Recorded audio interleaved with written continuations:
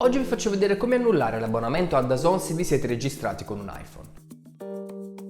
Quest'anno cambierà il modo in cui guarderete le partite. Già, perché se fino all'anno scorso tutta la Serie A e la Serie B venivano trasmesse da Sky, con alcune partite che venivano trasmesse da Mediaset Premium sul digitale terrestre, quest'anno cambiano le cose perché c'è una novità: DAZN, una piattaforma che si è aggiudicata 3 partite a giornata della Serie A, tutta la Serie B e che si può guardare solo online. DAZN è già disponibile in Italia e ci si può già iscrivere. Se non sapete come guardarla, vi linkerò nella descrizione del video una guida che ho fatto proprio sull'argomento, ma qualora vi siate registrati utilizzando un iPhone e vogliate annullare l'abbonamento, dovrete seguire una procedura piuttosto diversa rispetto a quella che già conoscete, perché in quel caso viene utilizzato Apple Pay per i pagamenti. La prima cosa da fare per annullare l'abbonamento a DAZN è avviare l'applicazione della piattaforma, selezionare la voce più info visualizzata in basso a destra per poi tappare sulla voce il mio account.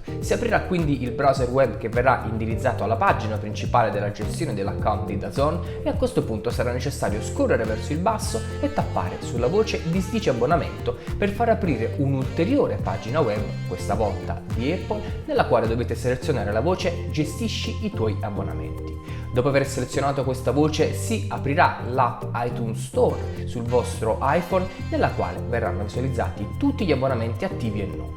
Non vi resta che selezionare la voce di DAZN e tappare sulla voce annulla periodo di prova qualora steste ancora utilizzando il mese gratis, oppure la voce annulla abbonamento. A questo punto il gioco è fatto. Se avete sottoscritto DAZN con il mese gratuito, annullando l'abbonamento potrete comunque continuarlo a vedere fino alla scadenza del periodo. Nello stesso modo, se state pagando, anche se avete annullato l'abbonamento, potrete continuare a guardarlo fino al termine del periodo pagato. Niente di più semplice, cari miei. Io sono Dario Caliendo, l'appuntamento al prossimo video di Tech Fanpage.